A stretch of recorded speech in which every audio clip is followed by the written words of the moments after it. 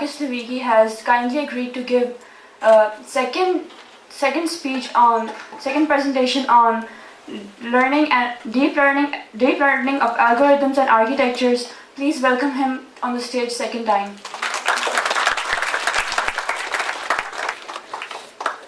Thank you very much. Just give me a short second. Power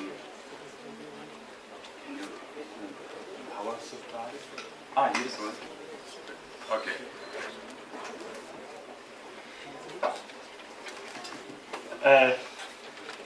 I'm happy that so many people came again. I have just been asked after today morning, what you said was not so very useful. Was all just theoretical, some teasers for deep learning, and people want to know more. So I asked to do some more practical stuff. And actually, I said, in 2 days I'm giving a lecture in Lahore, I can do something. But the slides are not ready yet. I wanted to prepare them today evening, So they said, you can do it tomorrow morning. And now things have really changed a bit, as you know. And I just had an hour to prepare the slides. So please excuse if they are not very perfect. And I will make it very interactive. I took some of the lecturing material which I have in lectures. And there is a lot of online material available. And before I start with all the demos and so on, so there is a whiteboard here. Can I use the whiteboard?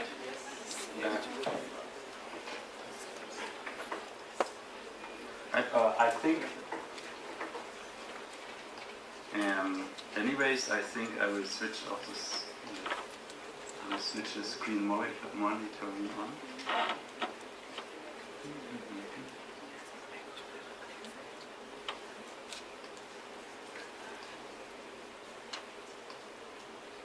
Like that, you can see what I'm having here as well. So maybe one of you can write what I'm saying. So if you go to bit.li, where's the pen? Can you write bit.li.com?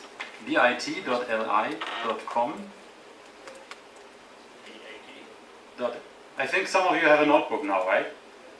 Laptop. So just you can put that .ly, BLT, LI. Sorry.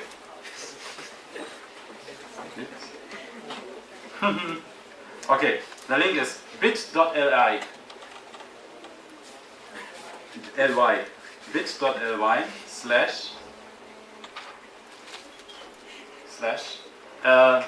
Liwicki minus VDL minus 17.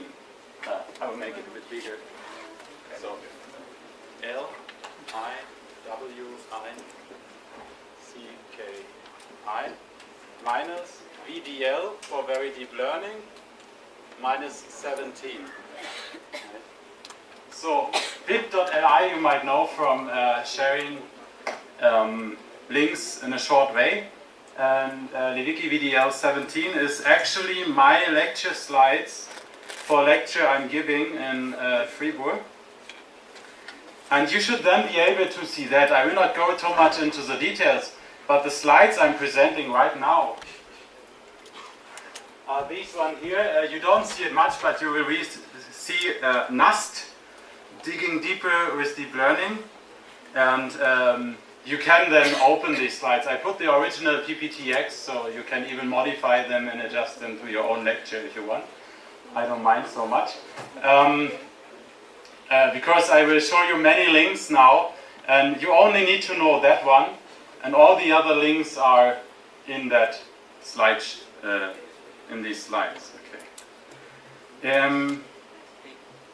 So that's the online folder, and the other folder, it's linked in my slides as well, is we have some exercises which we are doing in this lecture, together with the solutions on the Mein Garage GitHub. So maybe you know already, if you didn't know yet, I'm in the Mein Garage. And in the GitHub link there are currently 2 exercises together with the solutions, which are quite useful. And we will put more in there throughout the lecture in this year. And it's quite good for you if you're learning a bit. You can see how stuff is working. And the guy who is just there, this Dash Ayushman, very small, you cannot really read it. I can zoom in the website and do. So that guy here, he's very very responsive typically. If you have questions, he will answer them kindly as well. And another thing I want to show, since some of you were asking what is this Mind Garage about, actually you can just search for Mind Garage in Google. Mind Garage or mindgarage.ai, that's our website.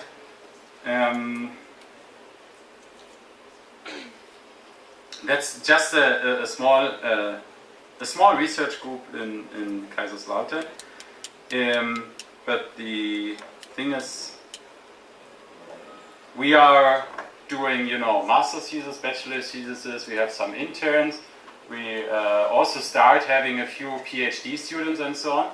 And one of the main ideas is that we have open-minded research. So we really don't want. We do what we want, not what companies tell us to do. So we are not in the need of delivering some products, but we have some infrastructure which is given to us, only limited GPU servers available. The only disadvantage is we also don't earn money. But for us it's really about learning and knowing more. And sometimes we get actually a bit of money, mainly for hardware or for some specialized projects. And one of the things which came recently out, we are not only doing like the handwriting recognition I was telling to you in the morning, but we are also doing natural language processing. There was a question in the audience. Mind Garage is a private lab, right? Mind Garage is now recognized as official university lab. So it is listed in the University of Kaiserslautern. When you started, where do you get funding from? I don't get any funding. I go to Kaiserslautern because I like teaching. I do not get any money for that, officially. I mean, the University of Kaiserslautern gives me only the title professor, and for that title I have to deliver at least one lecture a year. And I do a bit more because it's just cool. Because there are so nice students, and there are so nice also students coming from NAST, from India, from China, from other countries, and there are a lot of smart people around. And actually, I cannot say I really don't get nothing, because the local companies fund me roughly around 100,000 a year for euros, not Pakistan, for hardware and for some small projects and for letting these things run. And they told me, and actually I get also some funding for my personal, just for my traveling and so on, like 2,000 a month for my own expenses to come to Kaiserslautern from the companies. And they tell me, do whatever you like with that money. Just make good teaching that the students in 5 years will be motivated to stay in Kaiserslautern and work in Kaiserslautern, because they want to have soon smart people working in their companies as well. And that's a bit the hub, that's a bit the mission of the Mind Garage, doing nice research, creating smart people and showing them how nice Kaiserslautern is. And one thing which we recently nicely made, we made a summer academy in Berlin, where we generated chatbots. We heard just about speech recognition, and one thing which I found a bit find a bit unnecessarily in these speech recognition engines is typically, you say, with whom do you want to talk, or even worse, press 1 if you want this, press 2 if you want this, and so on, or say 1. And we made in that summer school a chat bot, which is able, you talk to it and you say, hey, I want to have an appointment with a doctor, and the doctor appointments are known to the system, and the system says, yeah, we have something tomorrow evening at 5, and you say, oh, no, that's too early. I want it next week on Thursday. And then the system will give you some slots next week on Thursday. So it really understands your intent and what you want naturally. There are other systems like that around, but we did that thing in a workshop, and I want to show you just a video before I start with my deep learning things, how that was in Berlin.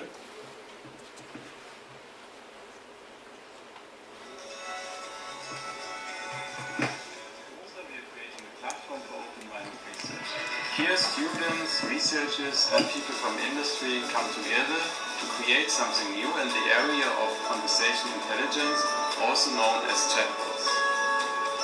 People are listening to scientific presentations, we are programming together, for example we are having a hackathon on Friday, and we have a couple of social events where we also create something.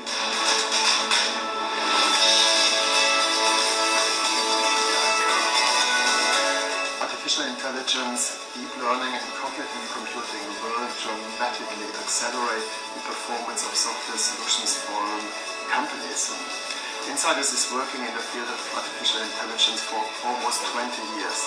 Today we strongly cooperate with research institutes all over the world exactly in that field to create cutting-edge technologies for our customers. The most special thing about the event is that we are working on deep learning because I am interested in deep learning.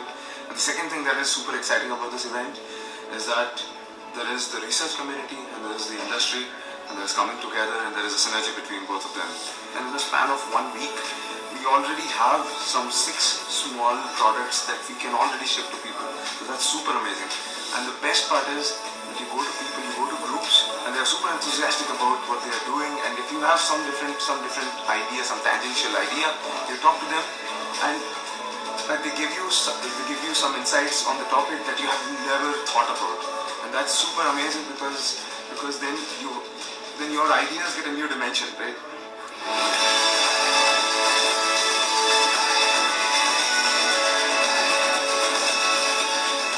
Yesterday we worked till some 2:30 a.m. in the night, and today we are planning to stretch throughout the night, so you can already imagine how excited we are. Yeah, so we met for a week in Berlin and we had really long days and nights, and it was really cool, that event. So we are doing a lot with deep learning, not only on images, and what I want to do now is a bit interactively. I want to see how much you know and show you some of the details, what's actually going on inside these neural networks, and show you some online examples or some demos how it works to train a recognizer to understand what's inside. The interesting thing is here now, we have a limited time slot, 40 minutes, for doing as much as we can. And I will present you some stuff which I think is necessary. But whenever you have questions, please raise your hand, ask questions. Whenever I realize it's getting boring, because all of you know, I will be a bit faster in that area. And later there are some possibilities where you can choose what you are most interested in, and we will focus a bit more on that. So as I said already, the lecture slides are available. Maybe some of you have them already. One thing which is very interesting about that lecture I'm doing on very deep learning in Kaiserslautern and in Fribourg, it's not a lecture where I'm standing in front and all the time teaching. It is actually a lecture where the students read material by themselves. I have also in the shared folder the docx document, which is more or less a lecture outline. And it starts, students here, these are the basics. You have to read that. These are some slides from another lecturer, and he has also online lectures. You have to watch them in order to join that course. Alternatively, you can watch another online lecture. The most important is you understand what CNNs are about. Some of the stuff we are working with, to PyTorch and so on. And then every lecture, I again give them some chapter to read or some online lecture to watch, some further material to look into. As much time as they want, they can spend. And I have been approached by some students here asking, if I want to do more in in the area of machine learning, deep learning, how can I go on now? I'm just in the start of my master's, and I tell them, you have a very good environment here at NAST, you have very good professors, so listen to their lectures, and on top of them, go to some online lectures, follow them, and get a bit more stuff which is done in the world, and not only here in Pakistan. And here in these lecture slides, in this lecture material, you find many pointers where to look into, right? So there are links for online slides, online tutorials, some really in-depth knowledge and comparison. You can look into all this material. I will go through some of that material now, as I do in my own lecture, after the people have read. So, of course, you didn't all look into all of these stuff now. That's why I will give here and there a bit more of an explanation. You remember these slides from the morning, right? We need our brain to recognize things, and the most important is that deep learning is needed for more and more complex tasks, like speech recognition, what we heard today, handwriting recognition, or we had many samples where transfer learning and GAN were used and so on. And the two architectures are Deep Convolutional Neural Network and long short-term memory networks. In my first part today, I will make this complicated thing, right, a bit less complicated. We will look into the details of the CNN, and we will look into some practical examples where they are used, how they are used. And as I said, whenever you have questions, you can ask. And I have also examples and material for LSTM available, but I think we will not be able to tackle everything, or we will decide later what we will do with the remaining time. Small disclaimer, the material you see here is not all mine. And that's a bit common nowadays in teaching and education. You take material from others which are very good in teaching. No one is the best teacher in the world. And I have to say, if you listen to the capacity lectures, you will see in every lecture 10 mistakes or 10 problems he is stating. When you look into some lectures of me are also recorded, there are also mistakes. Everyone makes mistakes. There are big debates, what's the best. So don't only follow one person. Follow several persons and look into different material. So, and don't be angry if I steal material from someone else. I mentioned here the main source, and I mention also the links where stuff is coming from. Today I will first speak, I will concentrate on the CNN really in the first part here. For that we heard already, but I just want to recap. So the image is actually a tensor, right? So it's not just a two-dimensional array.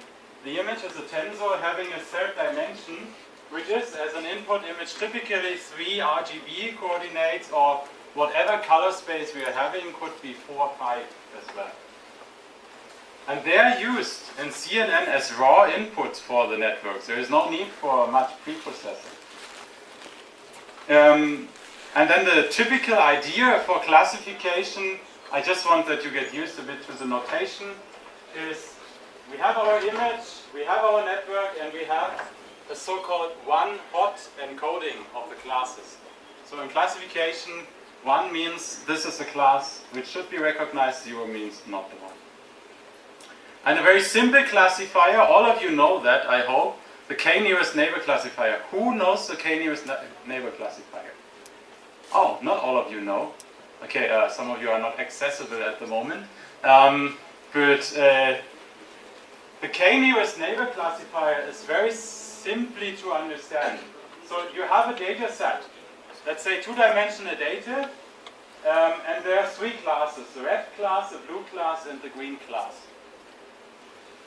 Now you could say, okay, for these data, we know the labels, so we know what's red, what's green, what's blue. Now an unknown data point comes in. We want to classify that one. So, for example, here is a point. Which class do you think does it belong to? Red, exactly. So you understood the k-nearest neighbor classifier. That's about it, right? So just measuring the distance to the closest neighbor and then classify it as that one. That's the k-nearest neighbor classifier. And you can do it with just the nearest neighbor. Then you would have like a distribution like here, right? Everything in that green area would be green and so on. Or, that's why it's called k nearest neighbor, you can do like 5 nearest neighbors, and then you would have some ambiguities. where you have 2 blue and 2 red and only 1 green neighbor, and then you cannot really decide which one it is, right? But that's how it works. I will skip these questions. Another classifier is the linear classifier that goes further in towards neural networks. And that is just, you have your image and you apply a weight matrix of the size of the image where you give every pixel an importance and say, if we have, for example, horses, there should be something brownish in the middle. And these pixels here, typically either these or those are for the head, but these regions here are not so important, and often horses, as you see, stand on either yellowish or greenish ground, and there is a sky in the background.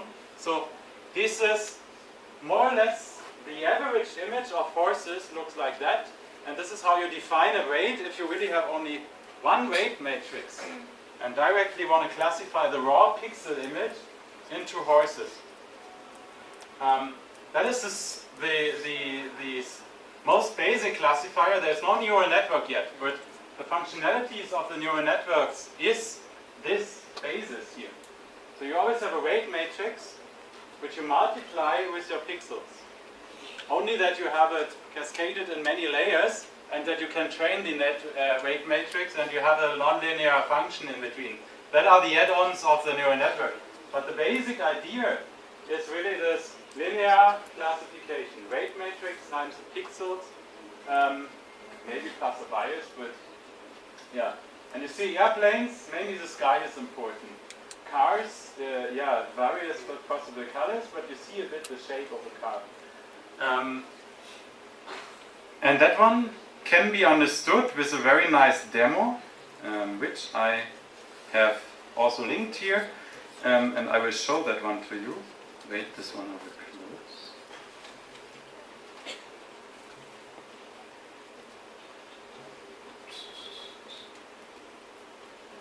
Where is now the linear classifier demo?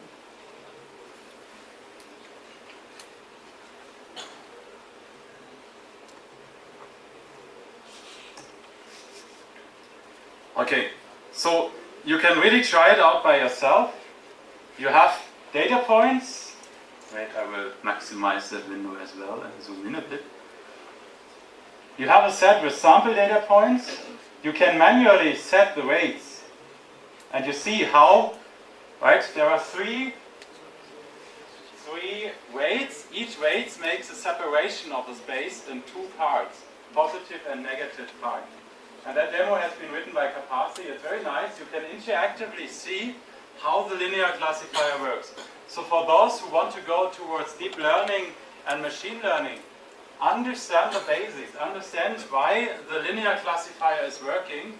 This will lead to less misconceptions on further understanding of neural networks.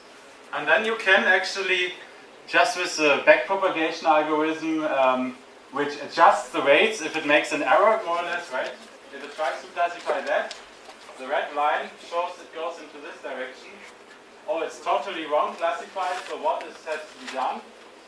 The line has to be rotated a bit into this direction so that the red point also will be classified correctly. That is a bit the idea of how the linear classifier works. And one can let it run and you see how after many iterations the lines get rotated better and better. And finally